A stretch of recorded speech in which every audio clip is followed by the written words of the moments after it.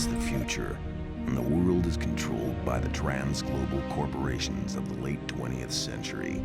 These days, seems everything has its price, even the law. Manly voice.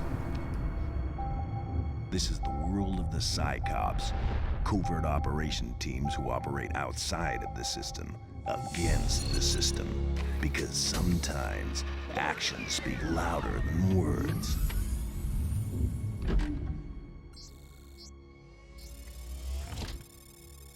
Psycops has targeted the Nakamichi Corporation. These boys just stepped over the line. Their crime: illegal bioweapon program, genetic weaponry based on human DNA. We got enough on Nakamichi to justify a raid, and that's where I come in. Psycops Agent MANson, Hawk MANson. Like other agents, I'm packing the usual body enhancements and enough firepower to take out a city. Anything to give me the edge.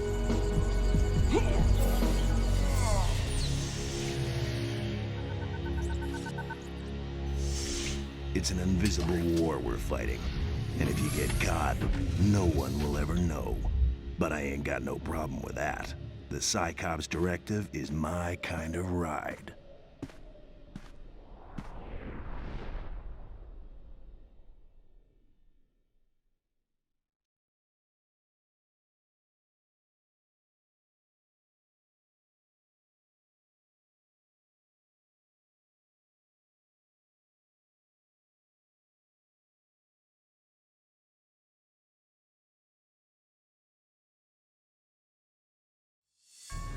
Aloha Snugbar, everyone. My name is Hwaldar Richards from DaGameTrain, and today we're gonna play a PlayStation 1 game, for once. It's been a long time since Chicken Run and Demolition Racer, and today we have something fairly different: Fighting Force 2. Why not Fighting Force 1? Because it's not that interesting or, well, good. This one is actually a bit better than the original game, the first game. But is it really that much better to be considered the better choice out of the two? We'll see about that. But talking over menus is just as fun as talking to yourself, so instead of doing that, let us go in and start the game.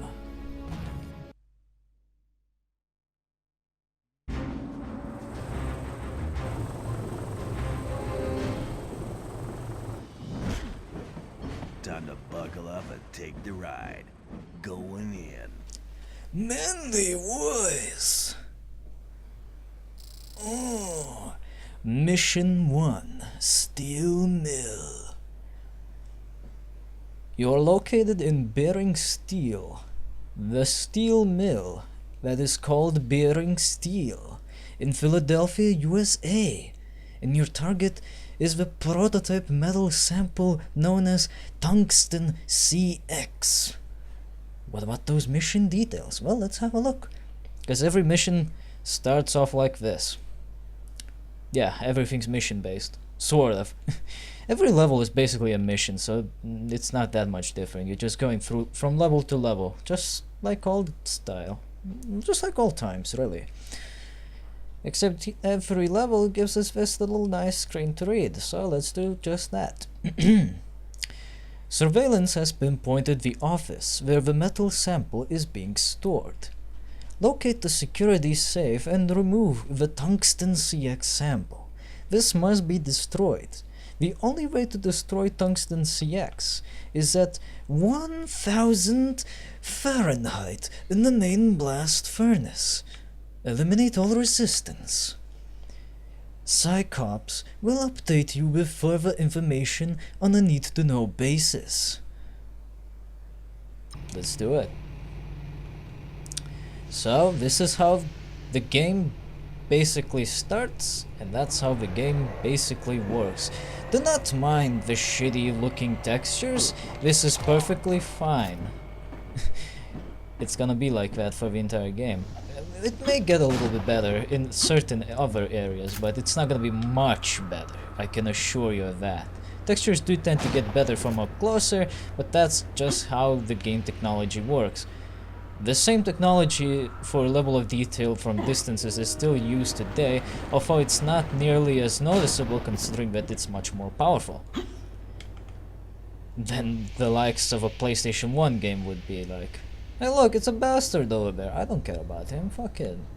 So basically the controls are very simple. A is your punch, and yes, I'm using the Xbox 360 controller, so I'll be saying what buttons on the controller correspond to what I do, but I'll also let you know what the PlayStation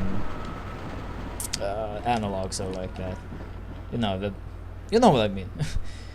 Basically the same button on the Xbox, on the PlayStation controller. So A or X is punch. Punch that some bitch up. B or circle, I believe it's circle. I think it is the circle. I don't fucking remember exactly. It should be circle. B or circle is the kick, and it's pretty much gonna be my main attacking method because, well, it's just better than punching for some fucking reason. Makes you wonder why you're even able to punch in the first place. I guess it's just faster to punch than it is to kick, but it is stronger to kick than to punch, so I guess it depends on what you want to do. X or square is your jump button. A little bit unorthodox, but you'll get used to it pretty quickly. And as you can see, if you hold left, right, or backwards, or even forwards, you can influence the direction of your jump. You can also attack while in midair, which allows you to do a jumping kick attack, which is incredibly powerful. What about that triangle or Y button? What does that do? It allows you to access your weapons. At the moment we don't have much. We started off with a knife, but we managed to pick up an Uzi and some grenades. We'll stick with the Uzi for now. When you first select something from the weapons menu, you'll also equip it. If you simply tap triangle or Y, you'll equip or unequip the item. But if you hold it, you'll be able to choose between the items in your inventory. So there you go. Pretty easy to figure out, right? Naturally, because you have a variety of different weapons, you'll also have a variety of different slots. Basically, you have a few slots in your inventory dedicated to a few certain types of weapons. For instance, this baton, which is used to beat the shit out of people, is put on your back. You can only have one item on your back and another item of that same type in your hands. So basically anything that goes on your back, you can only have two of those at one time. It's mostly just weapons like the baton or larger rifles like shotguns and assault rifles. Pretty easy to figure out which ones fit on your back, I can tell you that much. Uzis and pistols will go onto your right leg. Knives will always go onto your left leg, and you can carry 7 of those. Because why not? Here's a pistol, by the way. And, well, you can have about 8 grenades at one time. And for any other weapon out there, we'll figure it out as we go along. Now here's the thing that you want to know. Say you already have an Uzi like me, but then you find a pistol. What if I want the Uzi, but I don't want to throw or shoot all... What if I don't want to throw away the pistol or shoot away all the bullets? Can I just swap? Yes. Just press that triangle button, and there you go. Thing is, you cannot free your hands if you have filled out your inventory slots. So if you have both an Uzi and a pistol, you have to either carry an Uzi or a pistol in your hands. But as I said, I'll mostly be using kicks to do my melee, which allows me to basically carry the two weapons without any consequences. There are some other controls worth mentioning, which we'll get into very soon. But first, is there anything worth noting right now? Well, the L1 button allows you to walk. Whoa. And L2 allows you to do this? I guess it's like a strafing thing to let you just move sideways and shoot straight forward, but I've never had a case where you would need to do this. So why bother? I don't know. R2 does do jack and shit. It might do something with different items, I guess, but I don't know. I've never figured it out. I can only assume it doesn't do shit. Start obviously pauses and unpauses the game. That's pretty obvious. But the R1 is probably gonna be your most important function when it comes to ranged weaponry. It allows you to aim. Oh, yes. Pretty good stuff. As you can see, this game has a nice deal with generic crate corporation. There's a lot of generic crates which you can destroy to get generic items and other crap that plague this game. Which is not a bad thing necessarily. You can find ammunition and other useful stuff in said crates. So always be on the lookout for said crates. At the bottom left, you can see your ammunition counter, if that's applicable, or you just see what the hell you're using at the moment. If the icon is highlighted, then it means you're currently equipped with the said item. If it's not highlighted, it means you're unequipped. That's it. That's as basic as it can get. The bottom right corner indicates if you have any key cards. At the moment I have a blue key card. Very doomed this game when it comes to key cards, but once you use up a key card it usually vanishes. I say usually because there are certain key cards that do not disappear right away.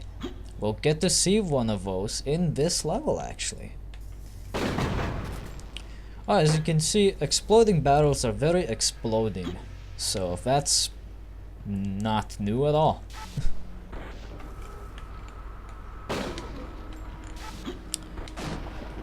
I think that's about all there is to mention in terms of controls.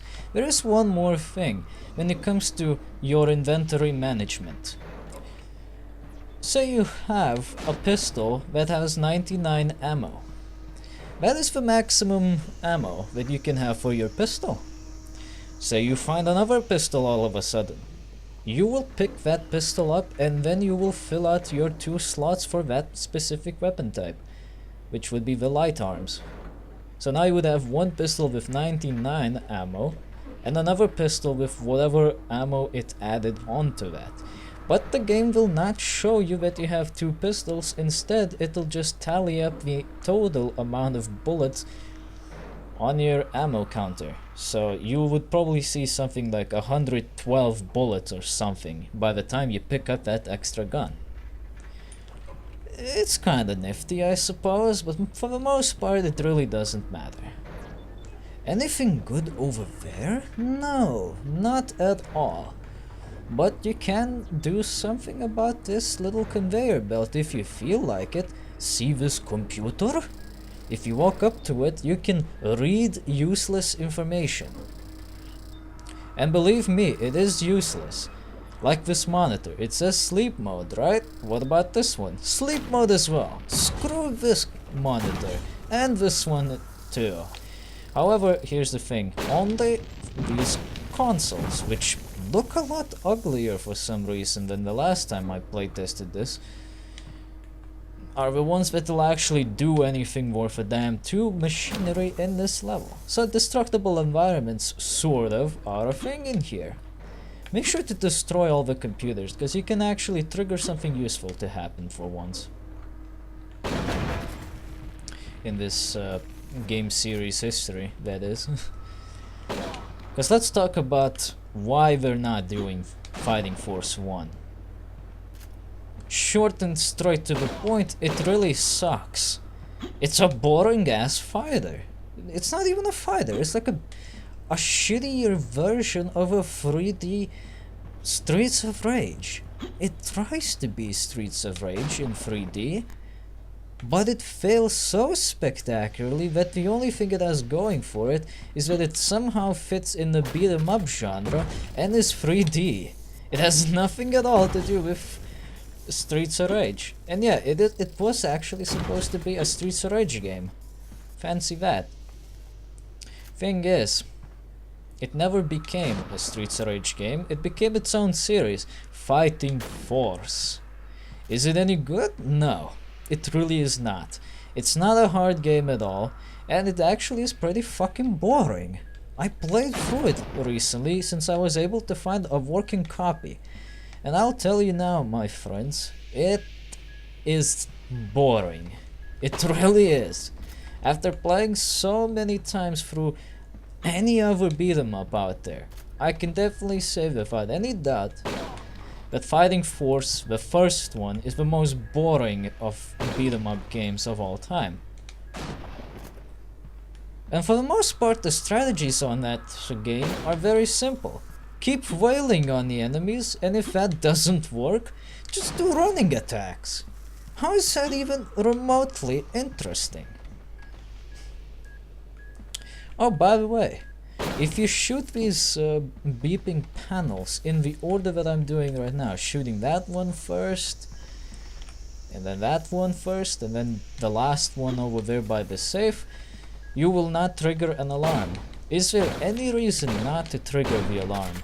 No, not at all. Nothing at all happens differently.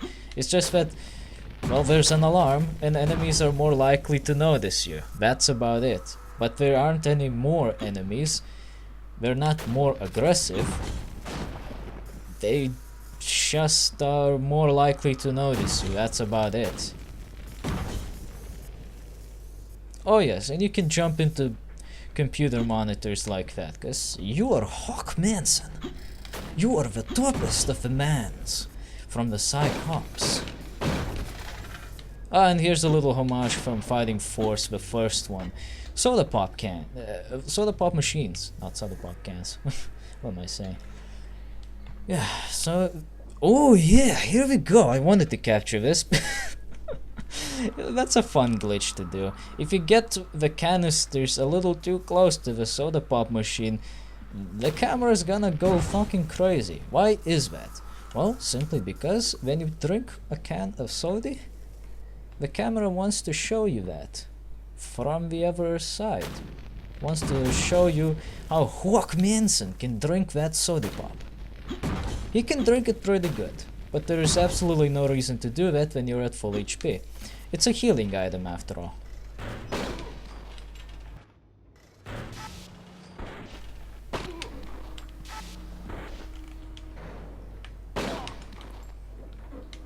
Hot damn.